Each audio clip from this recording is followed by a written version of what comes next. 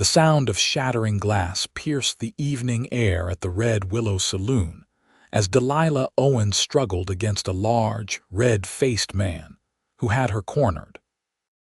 His meaty fingers dug into the delicate fabric of her best dress, tearing the sleeve at the shoulder and exposing her skin to the smoky air of the saloon.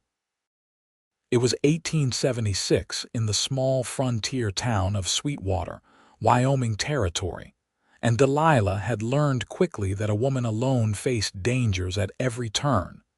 "You think you're too good for me," the drunk slurred, his whiskey-soaked breath hot on her face. "Nobody says no to Buck Hollister." Delilah pushed against his chest, but her slender arms were no match for his bulk. "Let go of me," she demanded, her voice stronger than she felt. The saloon had grown quiet, the piano player's fingers frozen above the keys, but no one moved to help. No one except the tall stranger who had been nursing a drink at the far end of the bar. He moved with the fluid grace of a mountain lion, crossing the room in long strides before positioning himself between Delilah and her assailant. "Try it again," the cowboy said, his voice low but carrying in the silence. His hand hovered near the holster at his hip, though he hadn't drawn his weapon. Buck Hollister squinted at the interruption, swaying slightly. "This ain't your business, mister. When you put your hands on a lady without her permission, you made it my business," the stranger replied. He stood a head taller than Hollister, lean but solid, with eyes the color of a winter sky. "Now, I'm suggesting you apologize to the lady and find somewhere else to be." Hollister's face twisted with rage. He lunged forward, fist raised, but the cowboy sidestepped with ease. In one smooth motion, he caught Hollister's arm, twisted it behind his back, and marched him toward the door. "I believe your evening here is finished," the cowboy said, shoving Hollister out onto the dusty street. The drunk landed face first in the dirt, to the amusement of onlookers who had gathered to watch. When the cowboy turned back, his expression softened as he approached Delilah. "Are you all right, madam?" "Yes, thank you," Delilah said, clutching the torn fabric of her dress. "I'm Delilah Owens."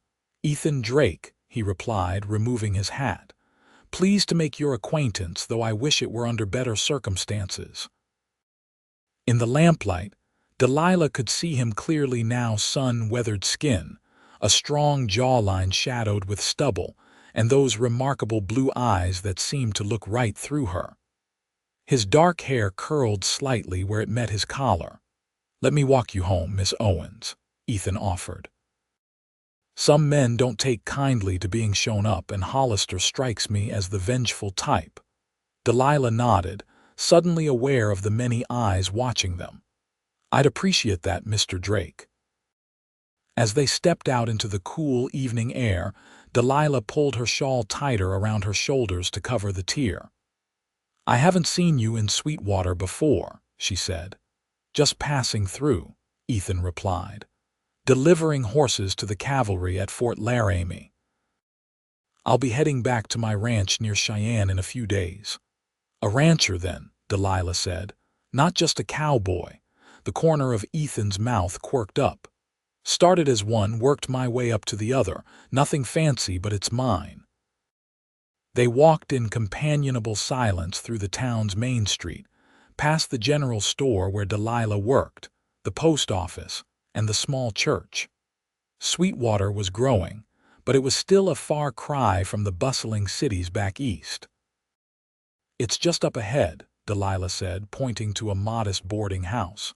"I have a room upstairs." When they reached the front porch, Delilah turned to face her rescuer. "Thank you again, Mr. Drake. Not many would have stepped in like that." "Anyone decent would have," he said with a shrug. "And please call me Ethan."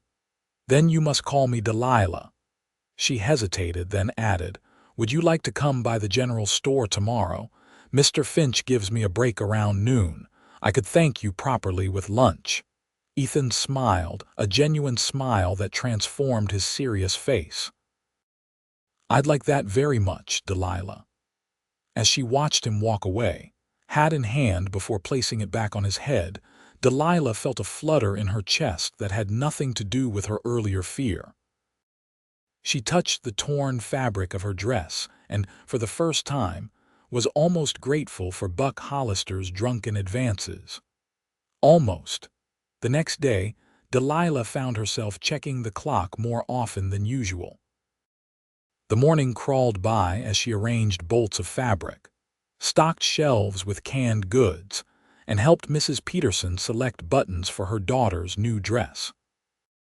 "You seem distracted today, Delilah," observed Mr. Finch, the elderly store owner who had given her a job when she'd arrived in Sweetwater 6 months ago with little more than the clothes on her back. "Just a lot on my mind," she replied, smoothing her mended dress. She'd stayed up late sewing the torn sleeve, making the repair nearly invisible. At precisely noon, the bell above the door jingled, and Ethan Drake stepped inside, ducking his tall frame under the doorway. He'd cleaned up, his face freshly shaved, his clothes brushed free of dust. "Mr. Drake," Delilah greeted him, suddenly shy. "Right on time, I see," Mr. Finch said with a knowing smile. "Go on, girl, take your full hour today." Delilah grabbed her shawl and a small basket containing the lunch she'd packed that morning: bread, cheese, and 2 apples from the store's stock that Mr. Finch had insisted she take. "I thought we might sit by the creek," she suggested. "It's peaceful there." They walked to the edge of town where a small creek ran clear and cool. Cottonwood trees provided shade from the midday sun, their leaves rustling in the gentle breeze. Delilah spread a cloth on the grass, and they sat side by side. "You fixed your dress," Ethan noted, accepting a piece of bread and cheese. "It wasn't so bad," Delilah said. "I've always been handy with a needle." "Been in Sweetwater long?" Ethan asked. Delilah shook her head. 6 months. I came from Philadelphia after my parents died of fever. There wasn't anything left for me there." "I'm sorry about your folks," Ethan said simply. "What about you? How does a cowboy become a rancher in Wyoming territory?" Ethan looked out over the creek, his expression thoughtful. "Came west after the war. Needed open space after 4 years of fighting. Worked cattle drives, saved every penny. 3 years ago I had enough to buy a small spread. Been building it up since." "The war changed a lot of men," Delilah said softly. "Changed everything," Ethan agreed. "But that's enough about that. Tell me what brought a Philadelphia lady to Sweetwater of all places." Delilah laughed. "Hardly a lady. My father was a bookkeeper, my mother a seamstress. When they died, I saw an advertisement for shop girls needed in Wyoming territory. The train ticket took nearly all I had, but I figured a fresh start was worth the risk." "Brave decision," Ethan said, his admiration evident. "Or foolish," Delilah replied. "Some days I'm not sure which." They talked easily, discovering shared tastes in books. Ethan had a surprising library for a rancher and a common love of music. Delilah admitted she played the piano, though not as well as she'd like, while Ethan confessed to a passable talent with the harmonica. "I should get back," Delilah said reluctantly, noting the position of the sun. "Mr. Finch is kind, but I shouldn't take advantage." As they walked back toward the general store, their hands brushed once, twice, before Ethan gently caught her fingers with his. Delilah felt warmth spread up her arm at the contact. "How long will you be in Sweetwater?" she asked, dreading the answer. "I'd planned to leave tomorrow," Ethan said, "but I'm thinking I might have business that keeps me here a bit longer." The look in his eyes made it clear what, or rather who, that business involved. "I'd like that," Delilah said softly. Over the next week, Ethan found numerous reasons to extend his stay. He needed supplies for his ranch. His horse needed rest. The blacksmith was backed up with work and couldn't reshoe his mount until Friday. Each excuse was transparently flimsy, but Delilah didn't call him on it. They fell into a rhythm, meeting for lunch each day, and by the weekend, Ethan had been invited to Sunday dinner at the boarding house where Delilah lived. Mrs. Winters, the landlady, watched them with approving eyes as they sat in the parlor afterward, Delilah playing simple tunes on the out-of-tune piano while Ethan turned pages for her. "You play beautifully," he said when she finished a melancholy piece she'd learned as a girl. "You're too kind," she replied. "I haven't had much chance to practice since coming west. When you visit my ranch, you'll have to play my piano," Ethan said, then stopped, looking surprised at his own words. "That is, I mean," Delilah saved him from his stammering. "I'd love to see your ranch someday." Their eyes met, and something unspoken passed between them. It was too soon. They'd known each other barely a week, but both felt the pull of something deeper than friendship. The moment was shattered by the front door banging open. Buck Hollister stood swaying in the doorway, his face twisted with rage and drink. "Found you," he slurred, pointing at Delilah. "And your fancy man, too." Ethan was on his feet instantly. "Hollister, you're drunk. Go home before you do something you'll regret." "Already regretting not finishing what I started with that little piece." His crude words were cut off as Ethan crossed the room in 3 strides. "Mrs. Winters," Ethan said calmly, "please take Delilah upstairs. I'll handle this." "Be careful," Delilah whispered as the landlady led her away. Through the banister railings, she watched Ethan confront Hollister. "You're not welcome here," Ethan said. "Leave now and we'll forget this happened." Hollister's response was to pull a knife from his boot. "Think you're better than me, Drake. Let's see how you look with your face carved up." What happened next was almost too fast for Delilah to follow. Hollister lunged, Ethan sidestepped, caught the drunk's wrist, and twisted. The knife clattered to the floor. A sharp crack echoed as Hollister's arm broke, followed by his howl of pain. Sheriff Matthews arrived minutes later, summoned by one of the other boarders. He took in the scene, Hollister writhing on the floor, Ethan standing calmly nearby, and sighed. "Buck causing trouble again?" he asked, unsurprised. "Broke into Mrs. Winters' establishment with a knife," Ethan explained. "He may need a doctor for that arm before you lock him up." The sheriff nodded. "Been meaning to run him out of town anyway. This'll do it." He hauled Hollister to his feet. "Come on, Buck. You're spending a few weeks in my jail, then heading out on the next stage." After they left, Delilah descended the stairs, rushing to Ethan's side. "Are you hurt?" "Not a scratch," he assured her. "But I'm thinking my business in Sweetwater is about done." When her face fell, he quickly added, "And I'm hoping you might have business in Cheyenne." "What kind of business would that be?" Delilah asked, her heart racing. "The kind that starts with a proper courtship," Ethan said, taking her hands in his. "Delilah, I know it's sudden, but I haven't felt this way about anyone in a long time, maybe ever." Delilah looked into his eyes, searching for any sign of deception, but found only sincerity. "I feel it too," she admitted, "but my life is here now." "Then I'll come to you," Ethan said without hesitation. "Every chance I get.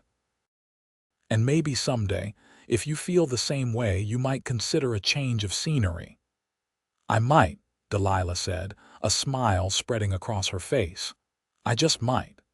2 days later, Ethan Drake rode out of Sweetwater with a promise to return within the month. Delilah stood on the boardwalk outside the general store, watching until he was just a speck on the horizon. She already missed him, but the anticipation of his return warmed her heart. True to his word, Ethan returned 3 weeks later, bringing with him a gift sheet music for Delilah's piano playing. They spent every possible moment together during his 3-day stay, getting to know each other better. He told her about the nightmares from the war that still occasionally woke him. She confessed her fears of being alone, of never finding a place to truly belong. You belong with me, Ethan told her the night before he had to leave again. They sat on the porch swing at the boarding house, watching fireflies dance in the gathering darkness. I know that now. Over the next 6 months, Ethan's visits became a regular occurrence in Sweetwater. The townsfolk grew accustomed to seeing the tall rancher ride in, his face lighting up when Delilah ran to meet him. Their courtship blossomed under the watchful eyes of the community, who had come to see Delilah as one of their own. During one visit in early spring, Ethan brought Delilah to the creek where they'd shared their first lunch. The cottonwoods were budding with new leaves and wildflowers dotted the banks.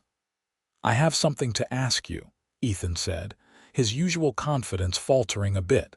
Delilah's heart skipped. "Yes." Ethan took both her hands in his. "These past months have been the happiest of my life. Every time I leave Sweetwater, I'm counting the days until I can return. I don't want to count anymore." He reached into his pocket and withdrew a small ring, simple but beautiful with a single pearl. "Delilah Owens, would you do me the extraordinary honor of becoming my wife?" Tears filled Delilah's eyes. "Yes," she whispered. "Yes, Ethan Drake, I will marry you." He slipped the ring onto her finger, then pulled her into his arms for a tender kiss that promised a lifetime of happiness. Their wedding was held in Sweetwater's church on a perfect June day. The entire town turned out for the celebration. Mr. Finch gave the bride away, Mrs. Winters made the wedding cake, and even Sheriff Matthews cleaned up for the occasion, presenting the couple with a fine Winchester rifle for protection at the ranch. After the ceremony, Delilah changed from her wedding dress sewn by her own hands from fabric Mr. Finch had insisted on ordering specially from Denver into a practical traveling suit. She said tearful goodbyes to the friends who had become her family during her time in Sweetwater.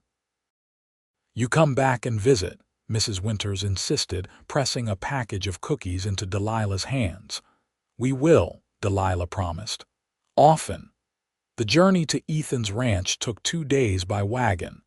As they crested the final hill, Ethan reined in the horses. "There it is," he said, pointing to the valley below. "Drake Ranch." Delilah gazed at her new home.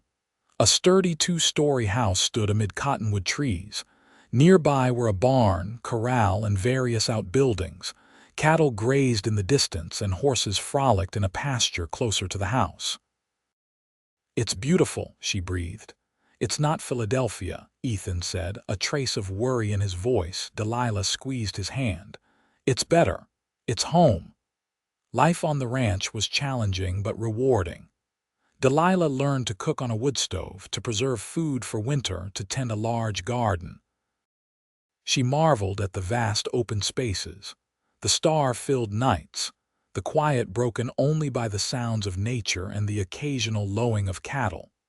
As promised, there was a piano in the parlor, a wedding gift Ethan had arranged months before, transported at great expense from Cheyenne. On winter evenings, Delilah would play while Ethan listened from his chair by the fire, contentment on his face. Their first Christmas as husband and wife was simple, but meaningful. They exchanged modest gifts, a new hat for Ethan, a set of hair combs for Delilah, and shared a feast with the handful of ranch hands who had nowhere else to go for the holiday. "I have one more gift," Delilah told Ethan that night as they prepared for bed. "What's that?" he asked, hanging his shirt on a hook. Delilah took his hand and placed it on her still flat stomach. "Come June, we won't be just the 2 of us anymore." Ethan stared at her, comprehension dawning slowly, then transforming his face with joy. "A baby. We're having a baby." Delilah nodded, laughing as Ethan swept her into his arms, spinning her around the bedroom. "Careful," she protested. "I'm delicate now." Ethan set her down gently, then knelt before her, pressing his ear to her belly as if he might hear the tiny life growing within. "Hello in there," he whispered. Your mama and papa are waiting for you." The months of Delilah's pregnancy passed in a blur of preparation. Ethan built a cradle, its wood sanded smooth as silk. Delilah sewed tiny gowns and blankets. The nearest doctor was in Cheyenne, a day's ride away, so Mrs. Patterson, a neighboring rancher's wife who had assisted at many births, promised to be there when Delilah's time came. June arrived with unusually hot weather. Delilah, heavy with child, moved slowly around the house, finding it difficult to do more than the most basic tasks. Ethan hovered anxiously, trying to help but often getting in the way. "Go check on the north pasture," Delilah finally told him one morning. "Peterson said there might be wolves. I promise I won't have this baby while you're gone." Reluctantly, Ethan rode out, promising to be back by midday. But as soon as he was out of sight, Delilah felt the first sharp pain low in her back. She tried to ignore it, but soon another followed and another. "Too soon," she murmured, gripping the back of a chair. "He just left." By the time one of the ranch hands found her, Delilah was on the floor of the kitchen, unable to stand. He raced for Mrs. Patterson while another went to find Ethan. Mrs. Patterson arrived first, her experienced hands helping Delilah to bed. "First babies often take their time," she assured the frightened young woman. "Your Ethan will be back long before this little one arrives." But the baby had other ideas. By the time Ethan thundered into the yard, having ridden his horse nearly to exhaustion, the sound of an infant's cry greeted him from an open window. He burst into the bedroom to find Delilah propped up on pillows, a tiny bundle cradled in her arms. Her face was pale with exhaustion but radiant with joy. "Ethan," she said softly, "come meet your daughter." With trembling hands, Ethan took the swaddled infant. The baby yawned, revealing pink gums, then opened eyes as blue as his own. "She's perfect," he whispered. "Emily," Delilah said. "After my mother." "Emily Drake," Ethan tested the name. "It suits her." The baby curled her tiny fingers around her father's calloused thumb, and Ethan felt his heart expand with a love he hadn't known was possible. Life settled into a new rhythm with Emily at its center. The summer passed in a haze of sleepless nights and joyful discoveries. Emily's first smile, her first laugh, the way she watched everything with curious eyes. As autumn painted the landscape in golds and reds, Ethan and Delilah celebrated their first anniversary. They rode into Cheyenne for a special dinner, leaving Emily in Mrs. Patterson's capable hands. "Happy?" Ethan asked as they shared dessert. "Beyond words," Delilah replied. "When I think of how we met my torn dress, that awful drunk, best thing that ever happened to me," Ethan said, raising his glass in a toast. "To Buck Hollister, wherever he may be." Delilah laughed. "To new beginnings." The years passed, each bringing its own joys and challenges. Emily grew from a baby to a spirited toddler to a clever child who loved books as much as she loved riding with her father. 2 years after her birth, she was joined by a brother, William, named for Ethan's father. 3 years later came another daughter, Sarah. The ranch prospered under Ethan's careful management. They added acres, increased their herd, and built a larger barn. Delilah's garden expanded to include fruit trees and berry bushes. They hired more hands, built a bunkhouse, and became known throughout the territory for their hospitality and fair dealings. On Emily's 5th birthday, a special package arrived from Sweetwater. Mr. Finch, now retired but still writing regular letters to Delilah, had sent a beautiful doll with real porcelain hands and feet. "We should visit Sweetwater again," Delilah suggested as she watched Emily cradle the doll. "Show the children where we met." "Next spring," Ethan promised.